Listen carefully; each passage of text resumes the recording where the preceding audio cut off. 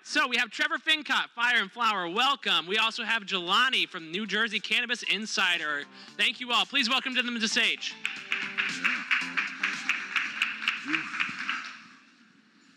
Man, long time no see. I know. Keep meeting like this. Right. And so let's go ahead and get right down to business. Let's go ahead and talk about some of the acquisitions you've made. Let's start with Circle K. Sure. Well, so Circle K is our strategic partner. So that's Alimentation Couche-Tard, which I forgive everyone for not knowing how to say. It took me a while as well. But Circle K is their biggest brand. So they're a strategic investor in us. They own 22.4% of us now. And we recently announced that we're expanding our co-location program. So the idea here is we've got experience stores, which we have up and running, about 1,200 square feet. But then we also have spoke locations, which are much, much smaller, which are very, very service-oriented, like transaction points, and then sort of delivery to consumer. So in Circle K stores, we started with a pilot program of 2 of them, and 2,500 square foot, we just kind of carved out 700 square feet and put in a little Fire and Flower store that we used our tech platform to keep stocked all the time and make it very sort of simple to operate. And we just announced expanding the program to 2 additional markets. So it's Alberta, Saskatchewan, and Manitoba in Canada. So we're excited by that. And next is Ontario, and then the US, and then beyond. So. Awesome. And so I remember when we talked about this earlier, you talked about the role that machine learning had in how you stock your products. Let's go into that. Sure. Yeah, I mean, so we started the company with the idea of, because I'm not a retailer, with the idea of like, look, where does retail ultimately go? Like, start with the end in mind, and I looked at sort of Amazon and how it's sort of really causing a lot of stress on normal retail, Main Street retail. And there were a couple of groups of companies that were competing with Amazon, and they were all data-driven. They were all sort of technology native. So we said, well, let's build it that way. So we started with a tech platform and then kind of built the cannabis retail infrastructure. So by starting with the data, we can really run the system efficiently. And retail, again, my learning on retail is that inventory is super key, right? Money you've got tied up in inventory is money you can't be spending on other stuff. So it allows us to run really, really efficient inventory cycles, but it also allows us to connect sales data with who is buying it. So it's not so much that like these 510 vape cartridges are selling or they're not selling, it's who's buying them. Like, when are they buying them? What type of customer is buying them? So by using our High-Fire data platform, we can kind of more accurately predict what we need to buy, and not just what products are not selling, it's sort of why they're not selling. Because some of them, it's just basically they need to be tweaked. And we're just at the beginning of cannabis, so there's products, there's some products out there, but there's more than a few that could use a few tweaks to become better products. And so basically, when you implement machine learning within how you sell your products, what type of decisions does that free you up to make exactly? Well, it allows us to be much more strategic because a lot of retail is kind of mechanical anyway. There's inventory counting for regulatory compliance. There's like purchasing. There's all this sort of in-store merchandising. By automating a lot of that using machine learning, one, we get more accurate results. Like, the example that I sometimes give is we know that if you have this particular pre-roll with this particular gummy in the store at the same time, there's an 86.4% chance they'll be in the same basket. Like, we don't know why that happens, but we know it happens, so we can react to that. But once you take that, order replenishment, inventory management, even in-store signage is all digital, and it's tied to in-store inventory. If you take that out of the equation for stuff you have to think about every day, you can think about the bigger strategic things, which are, okay, how do we expand into another market? How do we actually make sure that this hub and spoke and delivery system is working? It's like the big picture thinking that I think moves the industry forward versus the day-to-day battle of like, okay, half your day is spent with sort of administering a cannabis store, right? There's a lot of functional stuff that you could automate. Awesome. And so you guys are public. Let's go through this age-old question of public or private. Tell me what the benefits are, and tell me why it specifically benefits your company. Sure, yeah. I mean, I think being public is helpful if you need a lot of capital to do like capital-intensive projects. And there's no question that retail is generally capital-intensive. You've got to build out stores, you got to secure leases. and you have to scale the business. So it's not like just a pure tech play where you can scale arguably from one room, with just a lot of brainy people in the room. You have to actually physically go out and build stores. So in that sense, it was very helpful for us.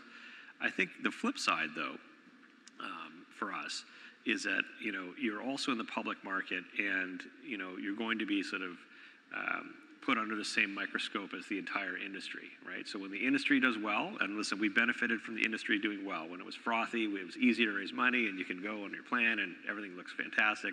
But of course, as the industry itself suffers setbacks, like companies, not all companies are doing what they're supposed to be doing, right? Not all companies are returning for investors. There are very few of them that are turning a profit. Like, there's lots of those macroeconomic forces. The double-edged side of it is that can also lower everyone's expectations. So it's good and bad. I think it was good for us net, because we got off to a fast start. Being public certainly allowed us to engage with Circle K. They're, being a public company, you've got to be pretty rigorously run. And that's one of the things in cannabis is, as a new industry, standards and governance, that's a big issue, right? So it allowed us to go fast, but now it's sort of, there's a lot of confusion in the market right now, I think. Yeah. And so earlier you said capital intensive. Let's go more in depth about the specific logistics of what makes these things capital intensive and how specifically you manage that capital in a responsible manner. Sure. Yeah. So, with retail is a very capital-intensive business because you've got to build a store. Like, constructing a store can be anywhere from $300,000 to like $750,000, depending on how big it is going to be. If you're doing delivery, you've got to manage a fleet of cars. Like, these are like physical things you have to buy or lease. But also inventory is just a huge. If you're selling, $10 million a month of inventory, then you still got to buy that, right? So there's a lot of money tied up in retail. The way we handle it is we use an asset-light strategy. So we leverage our technology and our relationship with Circle K. So, for example, these Circle K stores, the co-located stores, those are ones that our partner Circle K will build out in their location, and we just license our technology in there, help them run it, and we can extract very, very high margin revenue, like licensing revenue from that. So we don't have to build that store, which is good. In other examples, we have our partner in the U.S., Fire and Flower U.S. Holdings, which is a private company, just opened a Fire and Flower brand store in Palm Springs. And again, we can license our high-fired tech platform and our operating system stuff to them and extract very, very high margin revenue from that operation, even though we're not plant touching. Like, they're plant touching, but we're not. So asset light is definitely important, and certainly important for retail. Yeah. And so when it comes to all of this, what type of specialized experience are you trying to bring to the consumer? I think the most important type of experience in retail is a personalized experience, right? So understanding that deep understanding of the consumer, their individual, desires and wants. Like, value is always subjective, right? What's valuable to me is maybe different to you, but understanding what that value proposition is for each individual customer is really important. And so, for example, with our Spark Perks program, we can really hone in on what particular offers are going to be meaningful for that person. Some people are price-driven, some people are not. Some people are experience-driven, so they want just newness all the time. They want early access to products. They want information-driven. So understanding what each cohort of our customer wants and then delivering it to them in a timely way, that's what the tech allows us to do. And that's ultimately what drives bigger basket size. So we have we call it like the 40-60-80 rule, which is if they're Spark Perks members in our digital platform and we can get to know them, then it's about 40% higher lifetime value for that customer. If we can get them in store and help them navigate cannabis using some of our in-store tech, like clienteling, our clienteling app, or then it goes up to about 60%. And then if we can deliver to them and complete the customer journey by delivering it to their door, it's about 80% more. So the economics are there for that engagement, but fundamentally you have to be personalizing that shopping experience for them. Yeah. Everybody's keeping an eye on, the rules and the regulations out here, but I'm curious to know on the Canadian side, what exactly are all of you keeping an eye out for from your perspective? Well, I think that, we had an early head start in Canada, but where we've really fallen behind, I think, is on product development. Like, first you need a legal framework, and we had that. You need to compete on price, where I think we did a decent job of that, but product development, newness to consumer is really, really key, and Canada's really struggled in our ability to develop new products. Like, even just look at the announcement, like Canopy's buying Wana. Wana's that's a gummy, that's a U.S. company that's done a great job building a brand. And I think the U.S.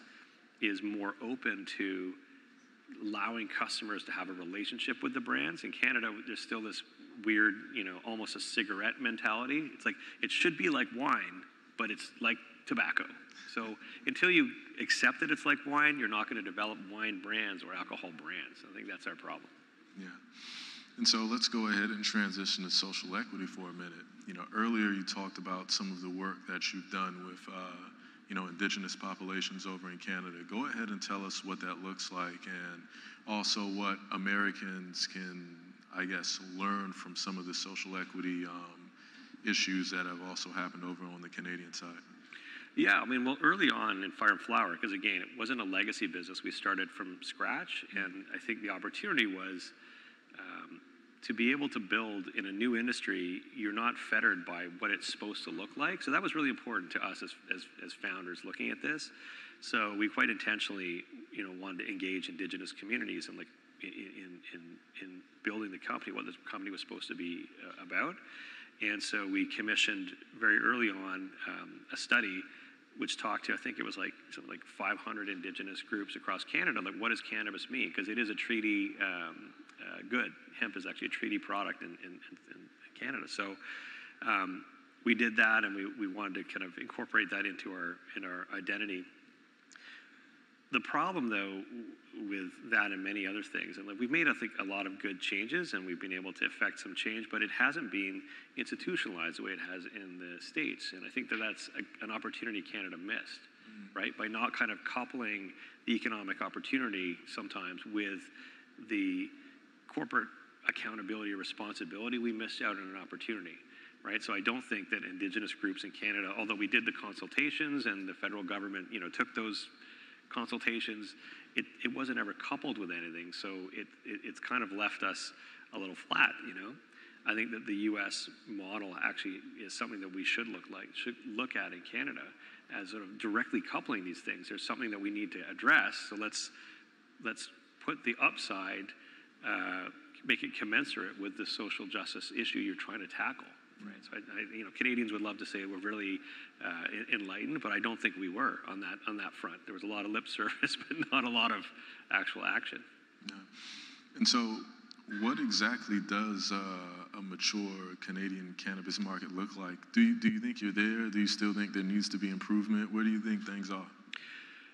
Yeah, we're not there yet. I think in steady state, cannabis markets have to compete on price. They have to be able to compete on product selection, and they have to compete on delivery to consumers. Not literally just in a delivery car, but like how the consumer interacts with the product. And we have many different systems still playing out in Canada.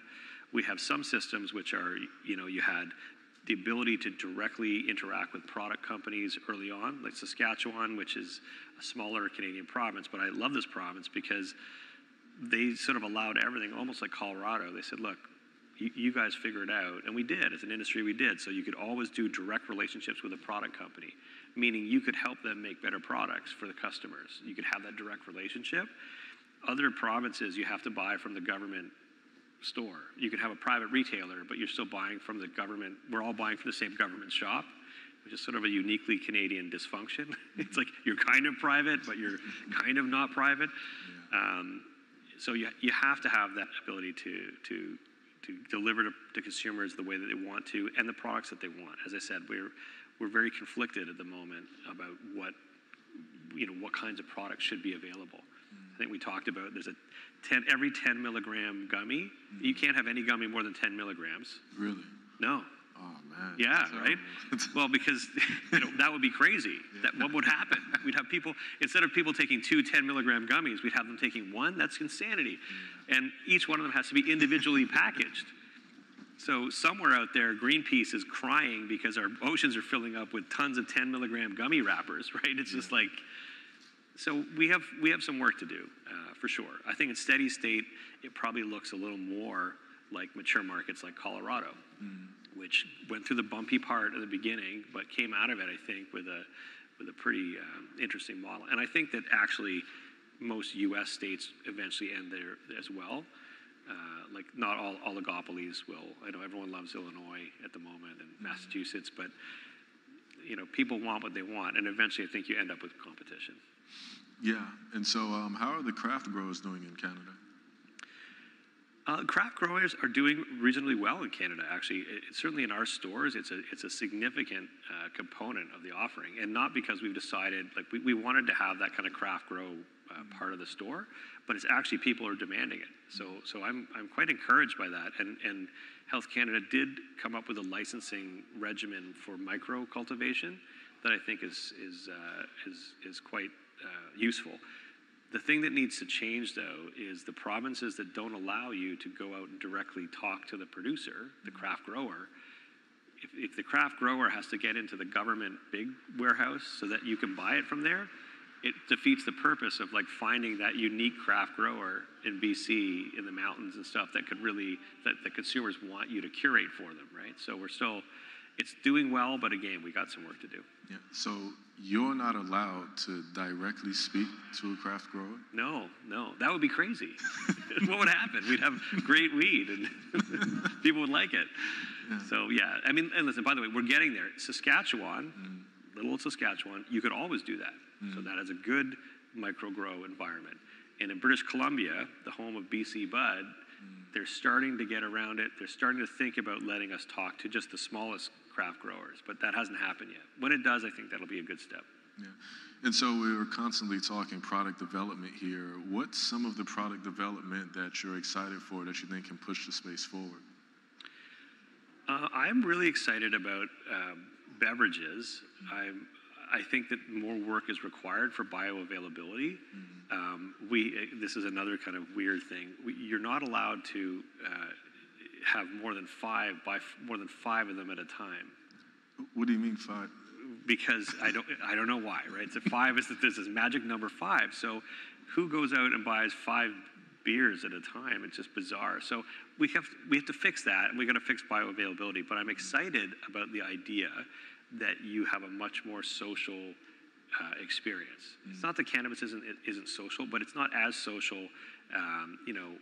Hey, let's meet for a drink after work is something you might hear, right? It's not like, hey, let's go in the parking lot and vape after work. So so once we pass that socially accept, and listen, I'm not against that, but once we get to that social, like this is a thing we can share, right? My son, who's now old enough to consume cannabis in Canada, but he was, when I said I was going to do Fire and Flower, he's like, so does this mean like, if you're saying it's okay, like at Thanksgiving, are we just going to like pass a joint around? I'm like, well, actually, no, probably not, right? But like, theoretically, you should be able to. If it's adult use, it should be adult use, right? Like a bottle of wine. But we're not there yet. So I'm excited about beverages because it will, I think, pass that social barrier and make it, you don't have to get super stoned. You can actually have a couple of beverages or something and have like that kind of glass of wine experience. So that's what I'm excited about. Yeah. And so last question, we've got about a minute left. What do you think, earlier you mentioned personalization, so what do you think is the biggest trend in customer personalization that you've seen thus far? It is recommendations. Product curation and recommendations are by far the biggest thing. So there's too many products right now that people don't know about, and so like the Apple Music Store, like it's like that curation, like if you like this, you might want to try this. And that is a huge thing. I think it's something like 70% of the time that we make a recommendation, people are happy with that recommendation, which is pretty good if you consider like it's not, we've only been at this for 3 years, so it's like we have data but not a ton of data. So I think that's the biggest one, that if you like indica because you like this effect, you might want to check this out because you would never find it otherwise. I think that's the biggest piece for personalization at the moment. You know, time always flies when I speak to this guy. So that's it for the panel, and it was a joy speaking to all of you. Thank you. Thank you. Thank you.